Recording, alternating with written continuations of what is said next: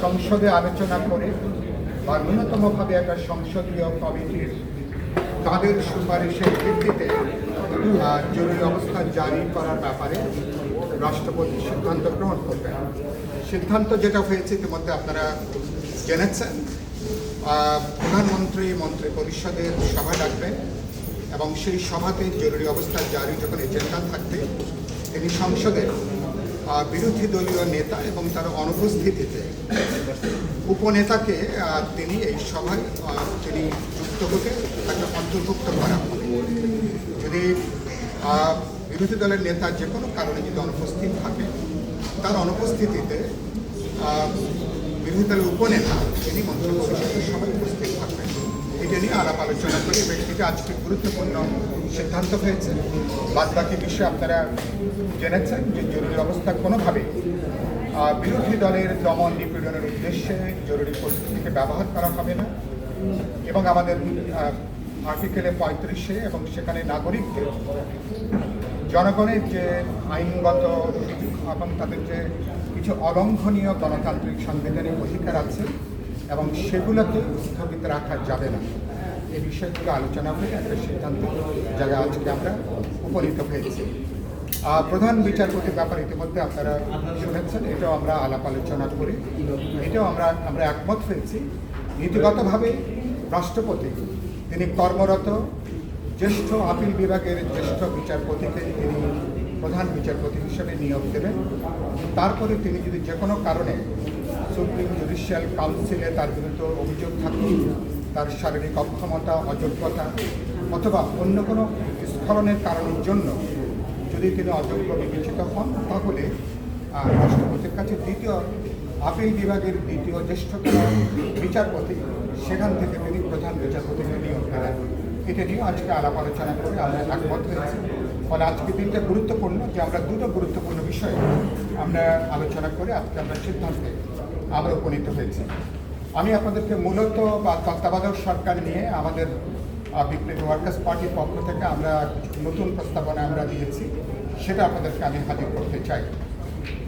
ইতিমধ্যে ঐক্যমত কমিশন থেকে তারা এর আগের দিনে তাদের যে দুটো প্রস্তাব, সেই প্রস্তাবকে তারা আজকে একটা প্রস্তাবে তারা হাজির করেছেন। এটা নিয়ে খুব বেশি আলোচনা হয়নি। এরপরে বিএনপির নেতা যারা সালাউদ্দিন আহমেদ তিনি কয়েকটা প্রস্তাব তিনি হাজির করেছেন, আরও দু একটা প্রস্তাব সেটা আংশিকভাবে আজকে আমাদের আলোচনা বিবেচনার জন্য উত্থাপিত হয়েছে। আমরা প্রথম যেটা মনে করি আপনাদের উদ্দেশ্যে নির্বাচনে জানাতে চাই, প্রথমত তত্ত্বাবধায়ক সরকারের ব্যাপারে সবার মধ্যে একটা ঐক্যমতের জায়গাটা তৈরি হয়েছে। আমাদের উচ্চ আদালতের যে রিট আছে আমরা আশা করছি সেটা তত্ত্বাবধায়ক সরকার পুনঃস্থাপনের ব্যাপারে রিটে একটা ইতিবাচক রায় আসবে। রিটের ইতিবাচক রায়টা ধরে নিয়েই মূলত আজকের আলোচনা। যে তাহলে তত্ত্বাবধায়ক সরকারের প্রধান উপদেষ্টা তিনি কিভাবে নিয়োগ হবেন, তার সাথে আমরা বিপ্লবী ওয়ার্কার্স পার্টি যুক্ত করেছি। কেবল প্রধান উপদেষ্টা নয়, তত্ত্বাবধায়ক সরকারের যদি 10 জন সম্মিলিত উপদেষ্টা হন তারাও কীভাবে নিয়োগপ্রাপ্ত হবেন সেটাও আলোচনার মধ্যে থাকা দরকার। প্রথম আমরা নীতিগতভাবে যেটা মনে করি, রাষ্ট্রপতিকে কোনোভাবে এই তত্ত্বাবধায়ক সরকারের উপদেষ্টা অথবা উপদেষ্টা মণ্ডলী নিয়োগের ব্যাপারে এই বাছাই প্রক্রিয়াতে মতামত গঠনের প্রক্রিয়াতে রাষ্ট্রপতিকে কোনোভাবে যুক্ত করাটা ঠিক হবে না। এটার লজিকটা কি, কারণটা কি? কারণটা হচ্ছে যিনি নিয়োগকর্তা চূড়ান্তভাবে সাংবিধানিকভাবে যিনি প্রধান উপদেষ্টাকে নিয়োগ দেবেন বা উপদেষ্টা মণ্ডলীকে নিয়োগ দেবেন, সুতরাং তিনি বাছাই প্রক্রিয়ার মধ্যে তার যুক্ত থাকাটা নৈতিক দিক থেকে মোরালি বা ইথিক্যালি এটা ঠিক হবে। সুতরাং আমরা সেই জায়গাতে এবং আমাদের অতীত অভিজ্ঞতার এই ব্যাপারে খুব বেশি ইতিবাচক অভিজ্ঞতা আমাদের নেই, বরঞ্চ অনেকগুলো নেতিবাচক অভিজ্ঞতা আমাদের আছে। 2 নম্বরে আমরা যেটা বলেছি যে এই তত্ত্বাবধায়ক সরকার আমাদের দিক থেকে প্রস্তাব হচ্ছে সংসদে প্রতিনিধিত্বকারী যে রাজনৈতিক দলগুলো আছে দলগুলোর প্রতিনিধি নিয়ে একটা বাছাই কমিটি গঠন করা যেতে পারে। যেই বাছাই কমিটি তারা নিবন্ধিত রাজনৈতিক দলগুলোর কাছে তারা প্রধান উপদেষ্টা এবং উপদেষ্টা মণ্ডলীর ব্যাপারে তারা নাম তারা আহ্বান করবে। একটা নির্দিষ্ট সময়ের মধ্যে এই বাছাই সংসদের যে বাছাই কমিটি নির্বাচিত প্রতিনিধিদেরকে নিয়ে হবে, সমস্ত দলকে গৃহীত করে হবে। যখন তাদের নামের তালিকা আসবে, তারা সেখান থেকে যাচাই বাছাই করে তারা একটা সংক্ষিপ্ত তালিকা তারা করবে। সেই তালিকা করে পার্লামেন্টে যেটা একটা ইতিবাচক প্রস্তাব এসছে, আমরা একমত হয়েছি, যাদের নাম প্রস্তাব করা হবে তাদের সম্পর্কে একটা গণশুনানি, তাদের ব্যাপারে একটা গণশুনানি অনুষ্ঠিত হবে, তাদের প্রজ্ঞা, দূরদর্শিতা, তাদের নিরপেক্ষতা নিয়ে, এবং তারা এই গুরুত্বকালীন এই ক্রান্তিকালে একটা নির্দলীয় নিরপেক্ষ তদারকি সরকারের দায়িত্ব তারা পালন করতে সক্ষম কিনা। তো সে ব্যাপারে একটা গণশুনানির পরে এই ব্যাপারটা চূড়ান্তভাবে তারপরে সিদ্ধান্ত গ্রহণ করা। 3 নম্বরে আমরা যেটা বলেছি, ইতিমধ্যে যেটা আলোচনা হয়ে যাচ্ছে, তত্ত্বাবধায়ক সরকারের মেয়াদ 90 দিন, মানে 3 মাস। প্রাকৃতিক বা দৈব দুর্বিপাকের জন্য প্রয়োজন বোধে এটাকে আরও 30 দিন, তার মানে 120 দিনে এটাকে নেওয়া যেতে পারে। এটা একটা আলোচনা। আর আমরা যেটা খুব গুরুত্বপূর্ণ মনে করি সেটা হচ্ছে তত্ত্বাবধায়ক সরকারের জবাবদিহিতার বিধান।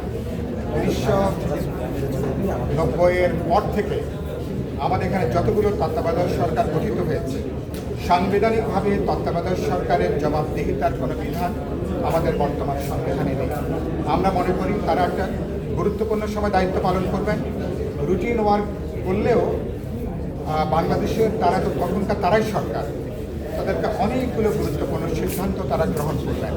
এই সিদ্ধান্তের ব্যাপারে জবাবদিহিতার একটা স্বচ্ছতার জন্য জবাবদিহিতার বিধানটা যুক্ত করা দরকার।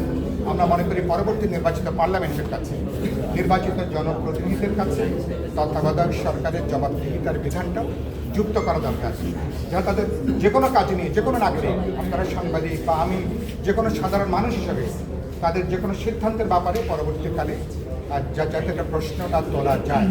সুতরাং এটা আমরা একটা আইনগতভাবে পার্লামেন্টের কাছে তারা জবাবদিহিতার বিধান করবেন, এরকম একটা বিধান এখানে যুক্ত করা। আমরা লিখিতভাবে আজকে রাত্রে বা কালকে সকালের মধ্যে আমরা আমাদের প্রস্তাবনা আমরা ঐক্যমত কমিশনের কাছে আমরা হাজির করব। আগামীকাল এটা নিয়ে আলোচনা হবে না, দলগুলো নিজেরা একটু আলাপ আলোচনা করবে, আরও কিছু মতামত আসতে পারে। আগামী পরশু দিন, এই সপ্তাহে আগামী পরশু দিনই, অর্থাৎ মঙ্গলবারে তত্ত্বাবধায়ক সরকারের বিষয়টা আলোচনা হবে, এবং আশা করি ওই দিনই হয়তো আমরা একটা সিদ্ধান্তের জায়গায় আমরা আসতে পারব।